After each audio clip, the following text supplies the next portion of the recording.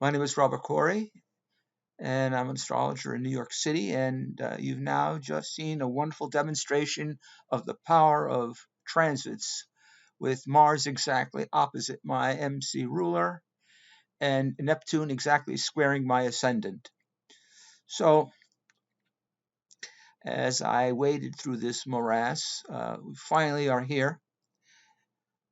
So, today we're going to discuss the study of astrology as natural science and art. And this is today's presentation, podcast 2, on May 5th,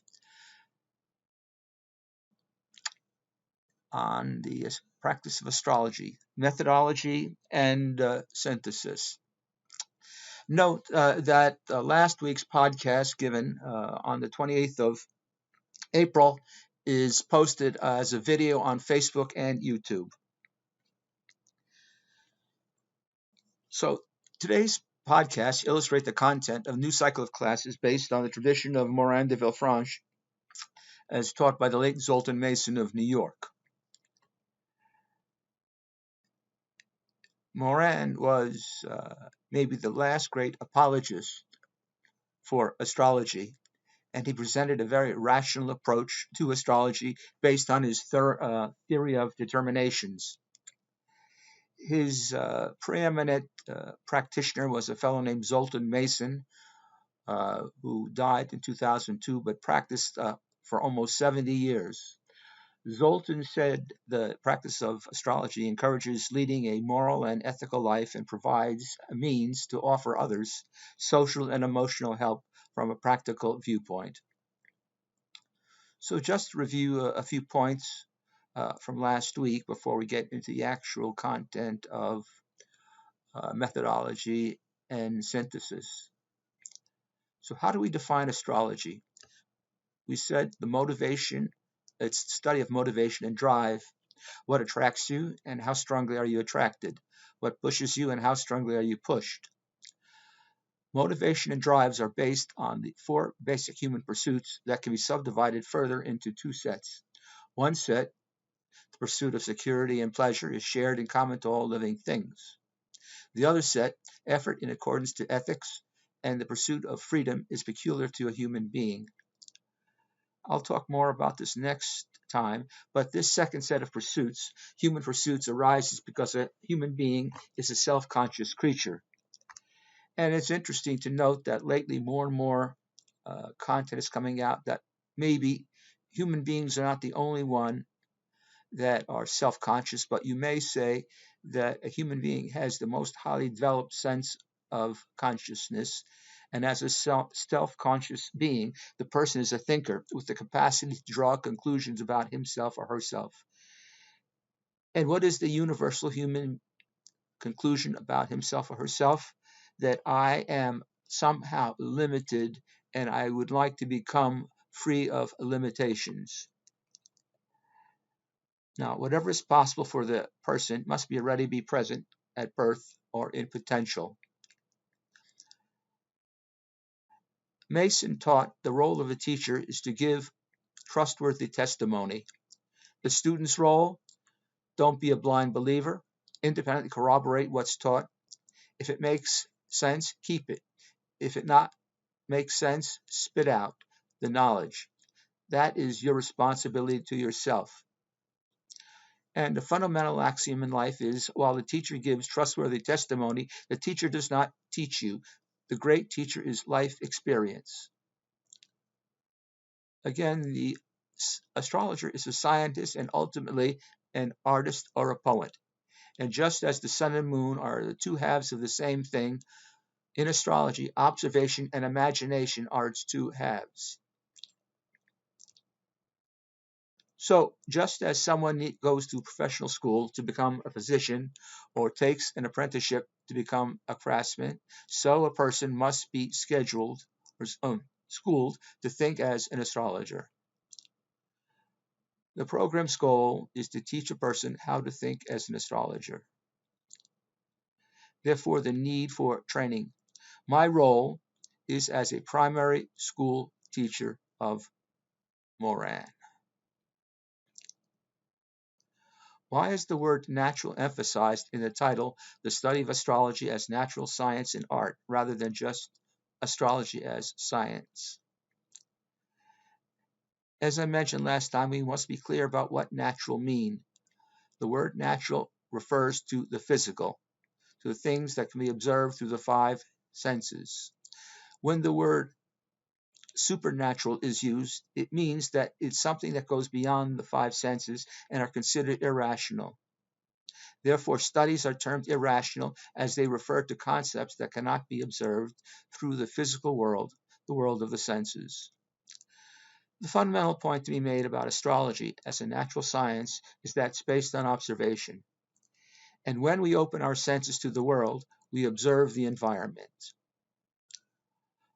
Of the three structural elements in a horoscope, signs, planets, and houses, it is the houses that we relate the various areas of daily experiences. Astrologically, we symbolize the outside world, the environment, when we open our eyes and other senses to one or more of the 12 wedge-shaped slices called houses. The phrase, all the world is a stage, is a metaphor for Shakespeare's play As You Like It, that compares the world to a stage and life to a play. Astrologically, the world as a stage is symbolized the 12 houses, but basically, there are only four houses. The image of our relationship to the world and to others is with houses 1, 7, 10, and 4. So we symbolize how? You, the others, as seen in the 7th house, the 10th, which is connected with the future, and the 4th with the past. We can say you and another come together to build up we can say that you and another come together in the social contract called marriage to build up together a shared future and home. The other 8 houses permit the goals of each angular house to accommodate the goals of the other angular houses. How can we depict that? We see that the first house reaches towards the 5th house and towards the 9th house. The 7th house crosses over the vertical line into the 11th and the 3rd. From this point of view, we are able to relate our interrelationships, our experiences with the environment, the outside world, to one or more of the 12 houses.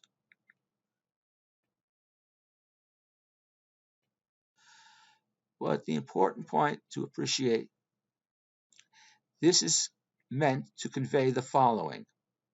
During this lifetime, our life, our sense of happiness, our sense of contentment has to do a lot to do with how much do we feel a part of others and how much do they to us.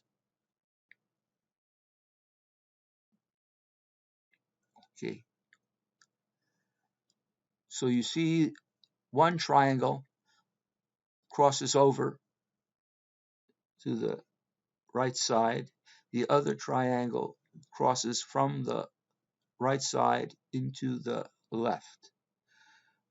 We have to somehow interconnect with others, how others interconnect with us. And this is our task. We are reincarnated for a purpose. We're here to learn. So how can we relate to others, and how can others relate to us? The whole thing can be easily expressed through the simple golden rule. Don't do to another human being what you would not done to yourself. There's a story of 2 young proselyte boys that go to a great spiritual teacher. And they say, if you can teach us your tradition, can you do it standing on one foot? And the teacher thought for one moment. Don't do to another human being what you would not done to yourself, have done to yourself. Everything else is commentary. Now go and learn. That is what we should be able to relate to this diagram. What means a natural science? It's what you observe of the physical world by means of all your five senses. Interesting to note, of the five senses, four are located about the head: sight, eyes, sound, hearing, smell, nose, taste, tongue, and touch. But touch is unique. The skin covers the entire body. Our common immediate experience is that the skin separates what we call the outside world from what we consider our inside world. How unique is this experience? The skin separates the inside from the outside. You can feel heat, pressure, and moisture in the outside world, and also inside our bodies. How? You can become dehydrated. How? Pressure? A full bladder, lungs. The diaphragm could push against the lungs. How? Heat?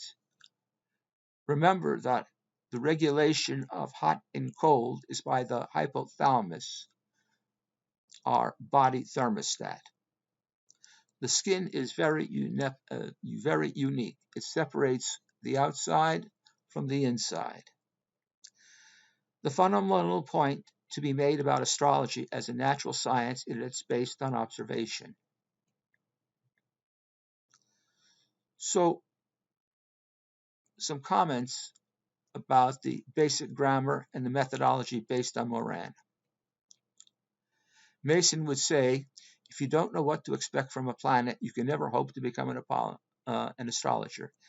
This is a very, very important point, and perhaps maybe of all the content in this podcast, consider the following. How do you get the feeling to associate a feeling with a symbol? Be able to write out your own chart along with a number of other charts of those people with whom you are intimate. I have taught this point many, many years, but yet somehow people don't take it seriously. This is so very important. This is your touchstone, identifying, feeling with the symbol. This is how you're going to make the chart come alive. This is the single most important practical task to accomplish, hands down, without exception. If you cannot, when you look at a chart, relate to a sign or the feeling for a planet, you are finished from the beginning. So how do we start?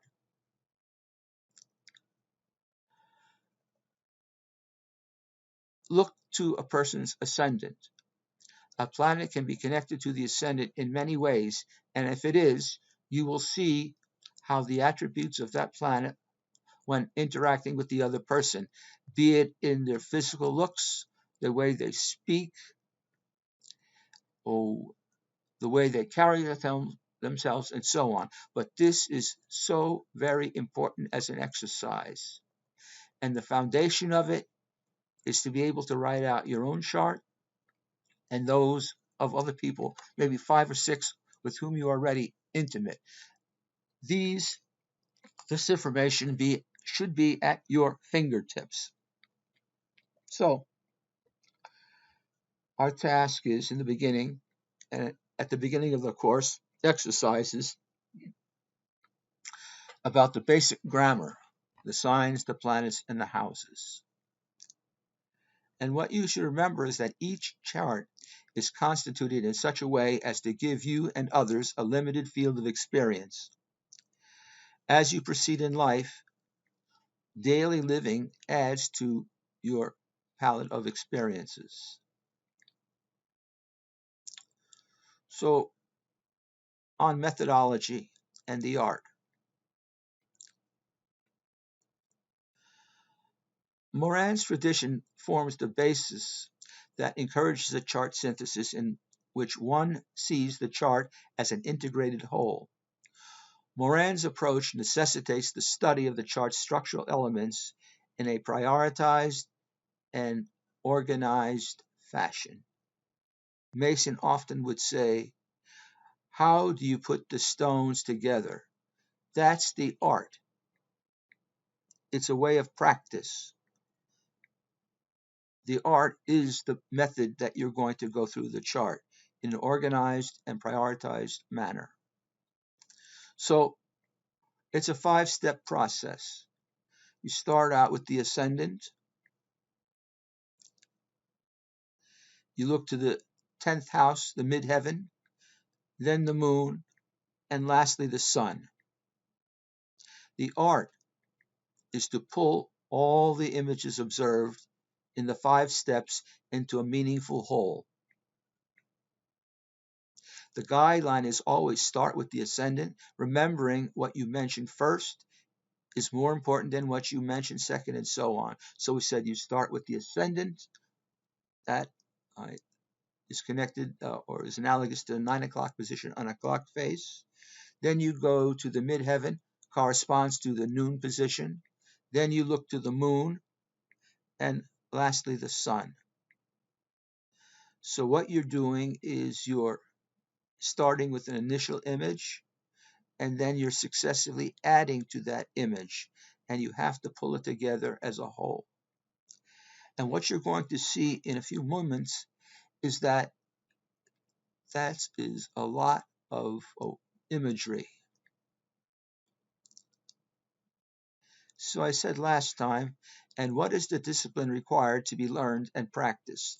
Train yourself to simplify, simplify, simplify. Why? The difficulty with studying a chart is not too little information, but rather too much information. The truth is, the less experience you have, the greater the danger of becoming confused, overwhelmed, and stopping to study on a regular basis. Can we see an example of that? Now, here is a chart of Martha Stewart, and every imaginable object has been placed in it. Sometimes you go onto a website and you see someone trying to show you, oh, I've added this particular object, and with it somehow I'm going to get some additional insight into the chart, as if it would be a magic bullet and it would bring suddenly illumination. This is so far away from the direction in which we want to go, in a complete opposite direction. We want to simplify, not confuse. This, you cannot see anything in it. Now I'm going to show you a chart of Martha Stewart. Now look at this. Notice that the so-called modern planets, Uranus, Neptune, and Pluto, are absent. Right? There's a story that comes from Tacitus. Agrippina, the mother of Nero Caesar, went to the astrologer to know about Nero's future. Quote, "From when she consulted the astrologers about Nero, they replied that he would be emperor and kill his mother. And she said, 'Let him kill me,' she said, 'provided he is emperor.'" This is what the old astrologers in antiquity had to work with. They didn't have Uranus, they didn't have Neptune, they didn't have Pluto. Certainly those objects have added to our insight, but as a rule of thumb, the more information you add, the greater the likelihood for confusion, because there's so much information to try to hold on to, and ultimately you're just going to drop all the pieces, especially the less experience that you have. But for now, we accept Uranus, Neptune, and Pluto. But by showing you the modern planets absent, appreciate the ancients' understanding of the art. They had only 2 lights, the sun and the moon, and 5 planets. They had the art. They knew how to put it together. They had the understanding. Okay? This is very important. Now, I mentioned something called the archetype. The archetype, the name given by Zoltan Mason for the 12 signs of the zodiac taken as a unit.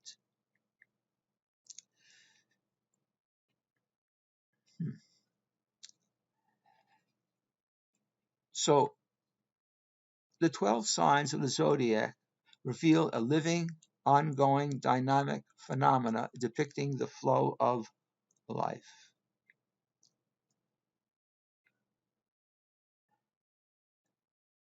There is what is considered to be cause and effect.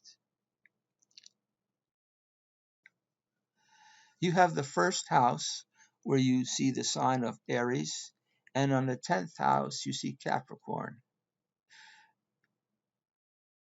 There are expressions, as you imagine, so you become. The realization of the first is in the 10th. The idea is that the 10th house is the realization of the profession of the person. With effort, in time, the person's profession is realized in the 10th. But there's cause and effect. And what happens when there's cause and effect? The 10th is realized in the 7th. So if you are having a destiny, or if you are having a profession, you realize a partner. But sometimes people will say, I have a good profession, but I have no partner. What can happen? A planet can interfere. You can have an excellent 10th house, but if you have malefics, it can interfere with having a partner in the 7th. But if you have a partner in the 7th, in time, what will be realized? The 4th house, a home. Home is where you regenerate. And if you regenerate, you come back to the first, yourself. The realization of the first is in the 10th. The realization of the 10th is in the 7th. The realization of the 7th is in the 4th. And the realization of the 4th is in the 1st.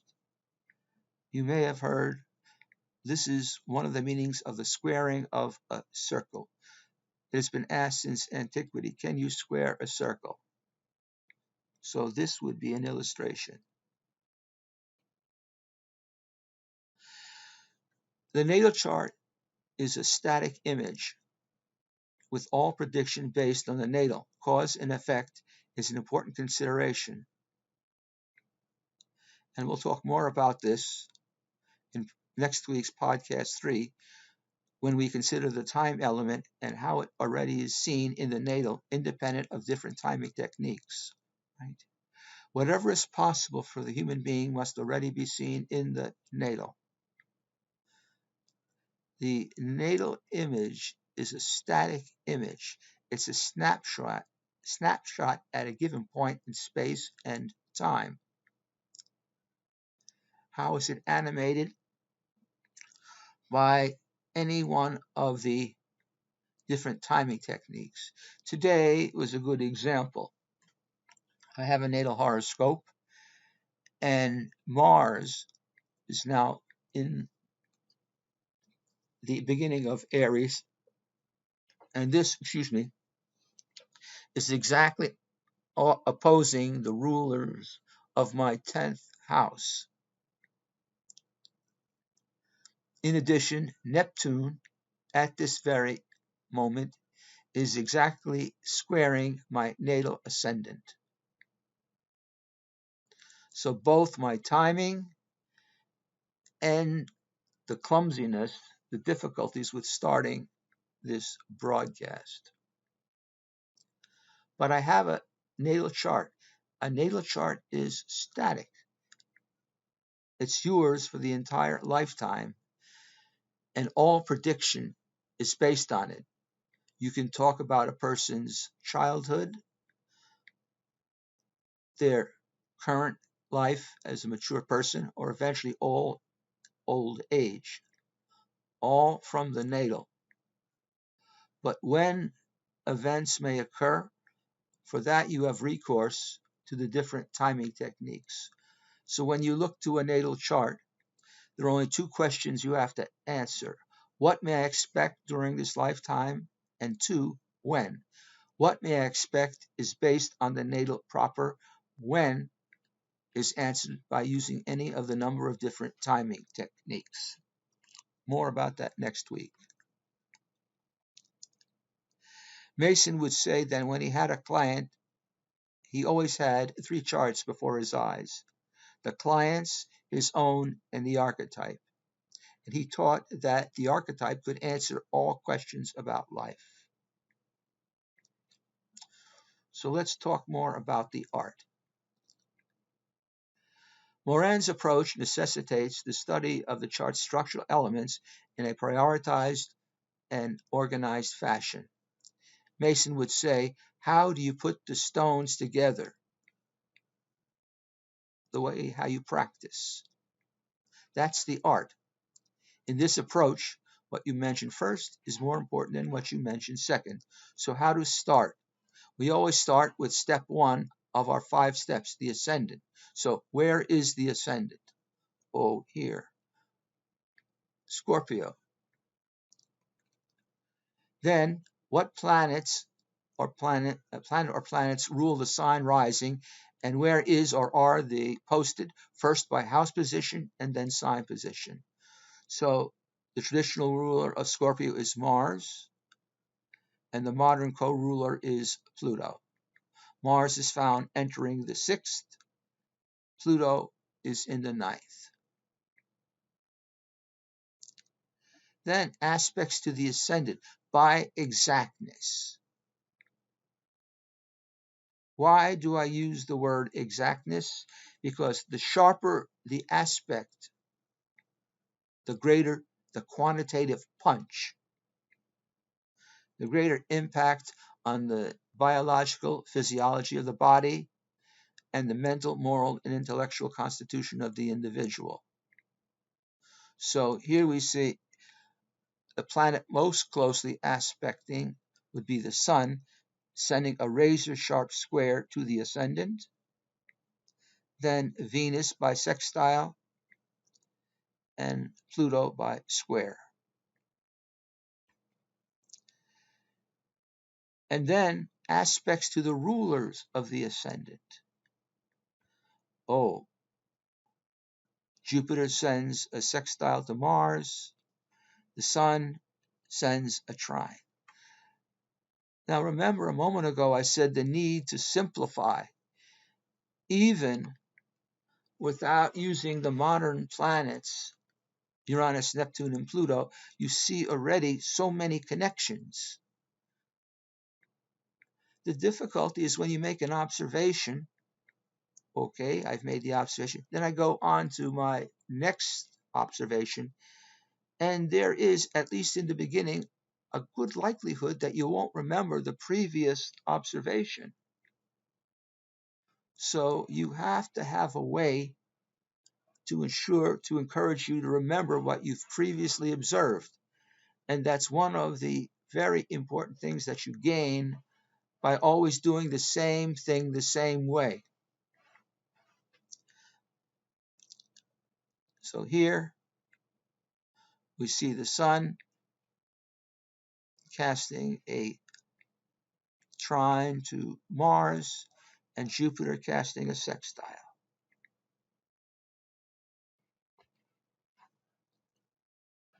So just from what little options we made, we start to appreciate the suggestion to train yourself to simplify. Our initial examination of the ascendant has yielded 11 separate observations. The difficulty with studying a chart is not too little information, but rather too much information, and the need to go through the chart in an orderly, structured manner. Remember, the art is to pull all the images observed in the 5 steps into a meaningful whole. And without going through the chart in an organized, systematic fashion, you're not going to be able to remember. And what we want to do is we want to encourage memory. We said, look, you want to learn astrology? 3 words: look, remember, guess. Okay, you're looking with the 5 senses. But then remember means to be able to recall details correctly. It's not so easy. We start our image with the ascendant. Remembering what you mentioned first is more important than what you mentioned second.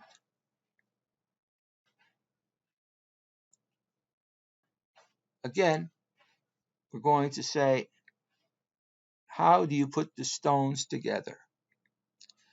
So we've gone through step 1, observing. Now we're going to look at step 2, observing the midheaven, repeating the same steps. What sign do you see on the midheaven? Oh, Leo. Then, what planet rules the sign on the midheaven, and where is it posited? First, by house position and sign position. Oh, I see Leo on the midheaven. It's ruled by the sun, posited in the 9th house in Leo. Okay. Then aspects to the midheaven by exactness. Jupiter sends a sextile. Mars sends a trine. And eventually the moon, trine. Aspects to the rulers. Oh,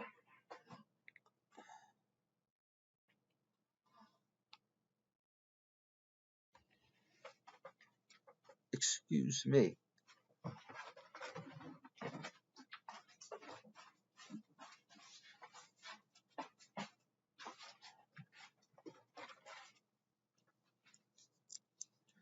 So Jupiter sends a sextile.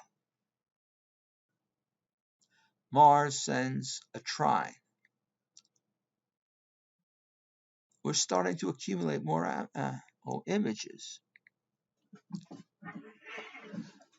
I have 2 cats in heat, and they're starting to fight with one another.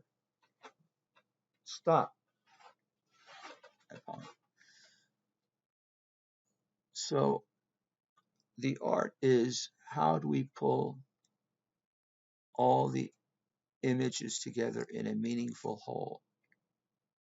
How do you put the stones together? That's the art. The cardinal rule is, what you mention first is more important than what you mention second. So again, we appreciate the suggestion to train yourself to simplify. The difficulty is not that there's too little information, but there's too much information. Study of the midheaven has yielded another 9 images. Appreciate the need to go through the chart in an orderly, structured fashion. Again,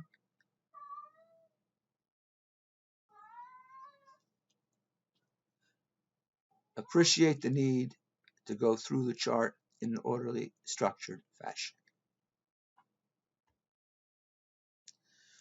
Having done steps 1 and 2, observing the ascendant and midheaven, we would then go to the next steps 3 and 4, a study of the moon, followed by a study of the sun, and then finish with step 5, anything unusual. Given the limited time allotted for this podcast, we forego steps 3, 4, and 5 and start the foundation for Martha Stewart's professional success from step 1 and step 2, observations. Our goal is synthesis. As Mason would say, how do you put the stones together? The art. We're going to look at it from the point of view of induction, deduction, and analogy. Right? To demonstrate how analysis leads to synthesis, consider one of the very important aspects that forms the foundation for her professional success. Okay, so we said we're going to study steps 1 and 2. We said look to the ascendant ruler, Mars. Look to the sun, the ruler of the midheaven. Notice the trine aspect. Then look at Pluto. Pluto, the modern co-ruler of Scorpio, is conjunct the sun. So we have both Mars, the ruler of her ascendant, and the modern co-ruler of Scorpio, Pluto, conjunct the sun, which is ruler of the 10th house. It's always a very strong indication for professional success when we see the ruler of the first connected harmoniously with the ruler of the 10th. Remember, the 10th house is the realization of the profession of the person. And we said that in time, the first is realized in the 10th. The expression, as you imagine, so you become. The other expression is character is destiny. So it's a very good, important consideration when you see the ruler of the first is harmoniously connected with the ruler of the 10th. Right?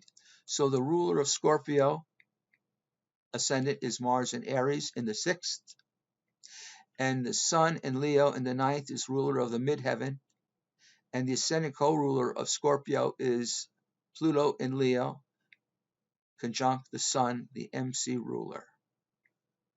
So let's dig a bit more to appreciate the nature of the signs on the 1st and the 10th. What can we say about Scorpio and Leo? They're fixed. Fixed means fixed. As the person is born, so they remain. The fixed signs tend to pool energy. They concentrate energy. Their respective rulers, Mars, Pluto, and the sun. What can we say? That both Mars and the sun are male planets. They're posited in fire signs. The higher octave of Mars is Pluto. Mars and the sun are male signs in fire. Fire is the most active of the 4 elements. So there's an enormous amount of energy. The trine that yokes together the 6th and the 10th houses. Okay, what can we say about that?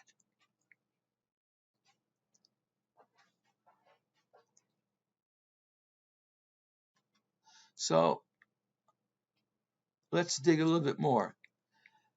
Moran points out that the sun and Mars have an accidental analogical strength from the point of view of approach. Notice that the sun is swifter in motion, and with advancing age, it is approaching Mars. The sun is at 10 Leo, and you find that, excuse me, I have made a mistake here. They are not approaching, but they are razor sharp. Okay. The sun is analogous, and the sun and Mars are analogous by nature. They're both fire. They are both said to be in high honor. The sun is in domicile, as is Mars in Aries. and they're both male. The trine aspect that yokes together the 6th and the 10th houses, notice that the Mars is, let's take it in the 6th, and it's trine, the Sun, which is ruler of the 10th. The 6th house and the 10th house are earth houses. And you find that the 2 earth houses, I should say, the 2 planets, in this case the Sun and Mars, are west of the vertical. Right? If you look at a horoscope, you see the vertical line that divides the east half of the chart to the west half of the chart, or if you want the left side from the right side. And what you're doing is you're putting the rulers of 1 and 10 on the right side of the horoscope, which is a very powerful placement in terms of relationship with the others.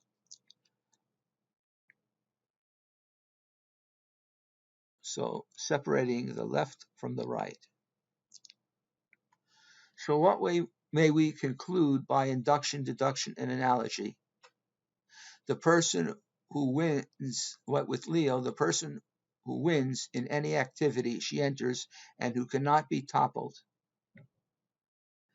It is a very powerful indication of strength when you find that the ruler of the 10th house itself is in domicile as ruler of the 10th.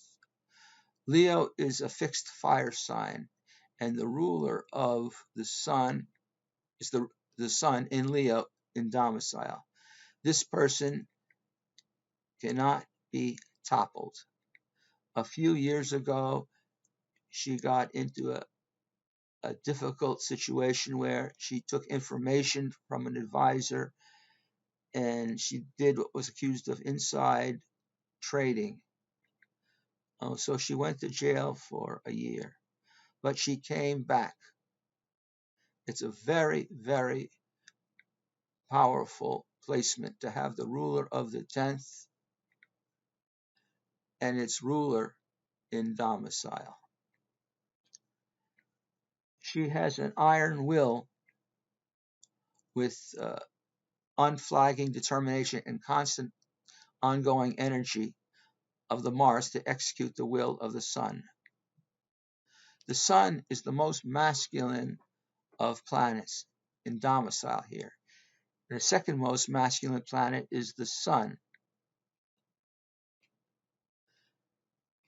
The Sun is connected with the will for achievement, and it's Mars that executes the will of the Sun. I do think that this woman, if she concentrated hard enough, could bend steel just by the use of her will. This is maybe one of the strongest aspects you can have. This combination gives a very highly motivated and competitive individual. Leo doesn't go into a situation without thinking from the beginning that it's going to be coming out the first. With the fixity, there's a great need for attention, be it at the center of everything, to be admired, desirable, and not forgotten. Right? We all may have seen, or many of us have seen, that she wanted to be on the cover of a magazine as seen as a sexual person. She's no child born in 1941. So, just observation of steps 1 and 2, forgetting that we haven't looked at the moon, the third step, the sun itself, again, the fourth step, and then anything unusual. Just by these first 2 steps, we get an image of a very powerful, highly motivated person, competitive as can be, who will not put herself in a situation without knowing from the first she's going to come out on top.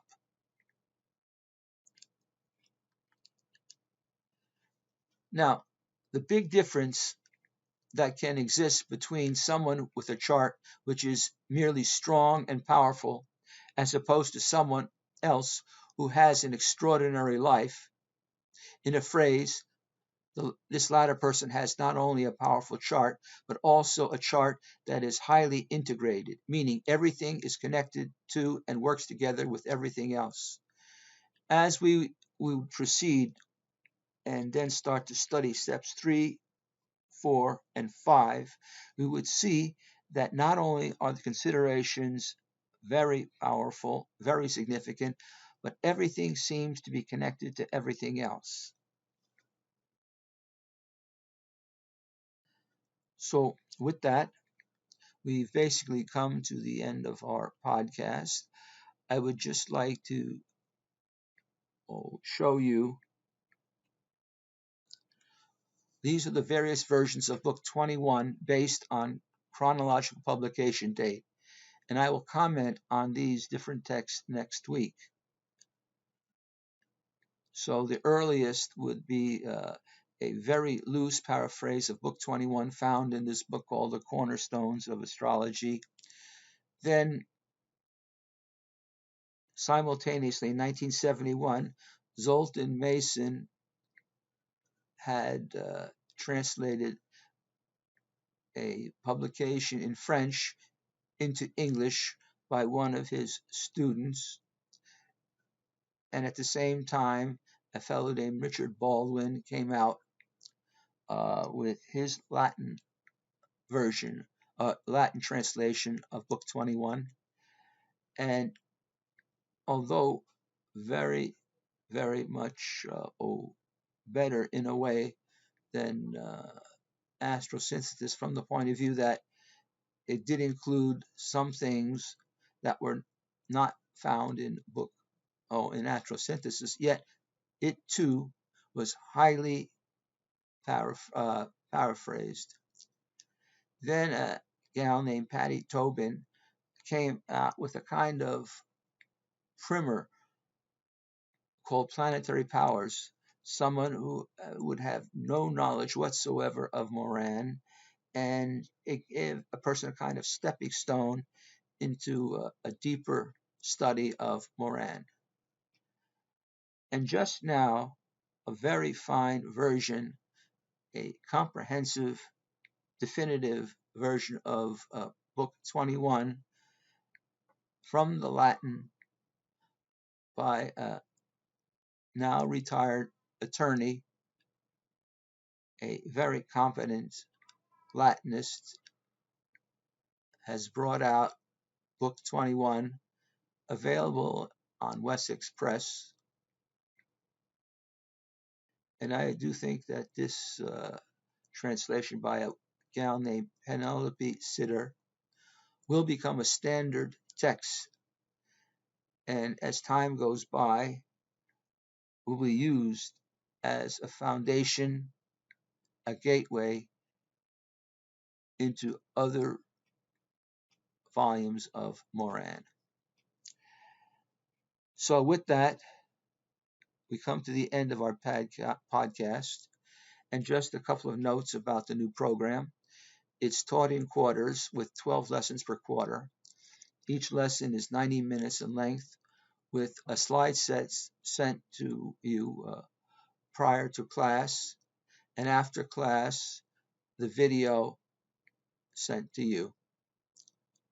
Classes will be held on Sunday evening from 7 to 8:30, and that each quarter of 12 lessons is $500. So with that, tomorrow, I just make note, podcast 3 will be listed on Facebook under events or your shortcuts, inviting you to attend next week. Thank you for your attention and have a good evening. And again, I apologize for the delay this evening.